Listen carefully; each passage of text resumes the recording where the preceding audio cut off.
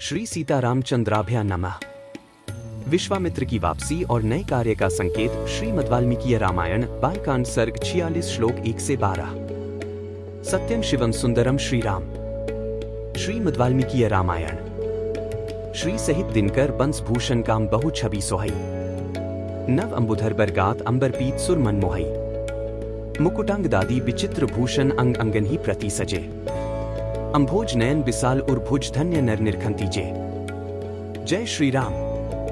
आप सभी धर्मप्रिय श्रोताओं का स्वागत है श्रीमद् वाल्मीकि रामायण की ज्ञानवर्धक यात्रा में। आज हम पढ़ने जा रहे हैं बालकांड सर्ग 46 के श्लोक 1 से 12 तक, जहां विवाह के बाद शांति और सुख के बीच एक बार फिर ऋषि विश्वामित्र अयोध्या आते हैं। पिछली कड़ी में हमने देखा था कि श्री राम, लक्ष्मण, सीता और उर्मिला का स्वागत अयोध्या में बड़े हर्षोल्लास से हुआ।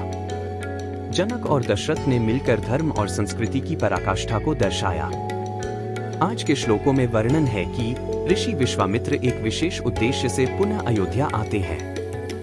दशरथ जी को यह ज्ञात होता है कि कोई नया कार्य प्रभु श्री राम की प्रतीक्षा कर रहा है। अब तक तो सभी को लग रहा था कि विवाह के बाद आराम होगा, लेकिन यहाँ तो धर्म और कर्तव्य का आह्वान फिर से हो रहा है। यह प्रसंग हमें यही सिखाता है कि सच्चे नायक का जीवन केवल निजी सुखों में नहीं, जन कल्याण में होता है। षट्चत्वारिंशः सर्गः। पुत्रवध से दुखी दितिका कश्यप जी से इंद्रहंता पुत्र की प्राप्ति के उद्देश्य से तप के लिए आज्ञा लेकर कुशप्लव में तप करना, इंद्र द्वारा उनकी परिचर्या तथा उन्हें अपवित्र अवस्था में पाकर इंद्र का उनके गर्भ के 7 टुकड़े कर डालना। हतेषु तेषु पुत्रेषु द्वितीयः परम दुःखिता। मारीचा कश्यप नाम भर्तारमिदं ब्रवीत। एक अपने उन पुत्रों के मारे जाने पर दिति को बड़ा दुख हुआ। वे अपने पति मरीचिनंदन कश्यप के पास जाकर बोली, एक हतपुत्रास्मि भगवंस्तव पुत्रो महाबलः शक्रहंतारमिच्छामि पुत्रम दीर्घत्पोर्जितम दो। भगवन, आपके महाबली पुत्र देवताओं ने मेरे पुत्रों को मार डाला, अतः मैं दीर्घकाल की तपस्या से उपार्जित एक ऐसा पुत्र चाहती हूँ जो इंद्र का वध करने में समर्थ हो दो। साह तपश्चरिष्यामि गर्भ में दातुमर्हसि ईश्वरं शक्रहंतारं त्वं नुज्ञातुमर्हसि। 3 मैं तपस्या करूंगी, आप इसके लिए मुझे आज्ञा दें और मेरे गर्भ में ऐसा पुत्र प्रदान करें जो सब कुछ करने में समर्थ तथा इंद्र का वध करने वाला हो। 3 तस्यास्तद वचन श्रुत्वा मारीचः कश्यपस्तदा प्रत्युवाच महातेजा दिति परम दुःखिताम। 4 उसकी यह बात सुनकर महातेजस्वी मरीचंदन कश्यप ने उस परम दुःखिनी दिति को इस प्रकार उत्तर दिया। 4 एवं भवतु भद्रन्ते शुचिर्भव तपोधने जनिष्यसि पुत्रं त्वं शक्रहंतारमावे। 5 तपोधने, ऐसा ही हो, तुम शौचाचार का पालन करो, तुम्हारा भला हो, तुम ऐसे पुत्र को जन्म दोगी जो युद्ध में इंद्र को मार सके। 5 पूर्णे वर्ष सहस्रे तु शुचिर्यदि भविष्यसि पुत्रं त्रैलोक्यहंतारं मत्तस्त्वं जनिष्यसि। 6 यदि पूरे 1 सहस्र वर्ष तक पवित्रता पूर्वक रह सकोगी तो तुम मुझसे त्रिलोकीनाथ इंद्र का वध करने में समर्थ पुत्र प्राप्त कर लोगी। 6 एव मुक्त्वा महातेजाः पाणिना सम्मार्जताम् तमालभ्य ततः स्वस्ति इत्युक्त्वा तब से ययो। 7 ऐसा कहकर महातेजस्वी कश्यप ने दिति के शरीर पर हाथ फेरा, फिर उनका स्पर्श करके कहा, तुम्हारा कल्याण हो।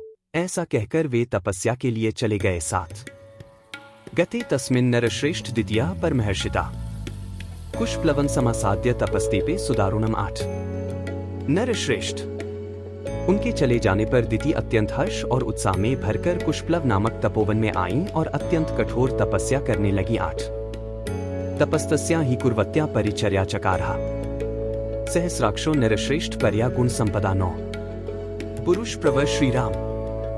दिति के तपस्या करते समय सहस्रलोचन इंद्र विनय आदि उत्तम गुण संपत्ति से युक्त हो उनकी सेवाठल करने लगे। 9 अग्निं कुशान काष्ठमपः फलमूलं तथैव च न्यवेद्यत सहस्राक्षो यच्चान्यत्पि कंक्षितम्। 10 सहस्राक्ष इंद्र अपनी मौसी दिति के लिए अग्नि, कुशा, काष्ठ, जल, फल, मूल तथा अन्यान्य अभिलषित वस्तुओं को लाला कर देते थे। 10 गात्र संवाहनश्चैव श्रमापन्नस्तथा शक्रः सर्वेषु कालेषु दिति परिच्चारः। 11 इंद्र मौसी की शारीरिक सेवाएं करते, उनके पैर दबाकर उनकी थकावट मिटाते तथा ऐसी ही अन्य आवश्यक सेवाओं द्वारा वे हर समय दिति की परिचर्या करते थे। 11 पूर्ण वर्ष सहस्रेसा दशोने रघुनंदन द्वितीय परम संगृष्टा सहस्राक्षम था ब्रवीत 12 रघुनंदन। जब सहस्र वर्ष पूर्ण होने में कुल 10 वर्ष बाकी रह गए, तब एक दिन दिति ने अत्यंत हर्ष में भरकर सहस्रलोचन इंद्र से कहा 12।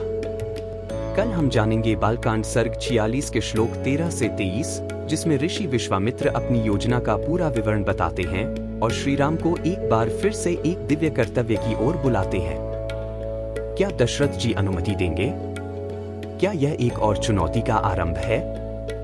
अगर आज का प्रसंग आपको अच्छा लगा हो तो वीडियो को लाइक करें, कमेंट में श्री राम कर्तव्य पथ लिखकर अपनी श्रद्धा प्रकट करें और चैनल को सब्सक्राइब जरूर करें ताकि रामायण की यह दिव्य कथा हर दिन आप तक पहुंचे। कल फिर मिलेंगे एक और ज्ञान और प्रेरणा से भरपूर प्रसंग के साथ। जय श्री राम। बार बार बर मागो हर्षी देहो श्री रंग, पद सरोज अनपाइनी भक्ति सदा सत्संग।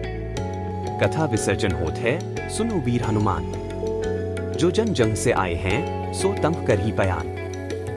बोलो सियावर रामचंद्र जी की जय, राम भक्त हनुमान जी की जय, उमापति महादेव जी की जय। मंगल भवन अमंगलहारी, द्रवहु सुतसरथ अजिर बिहारी। दीन दयाल बिरिदु संभारी, हरहु नाथ मम संकट भारी। जय सिया राम, जय जय सिया राम।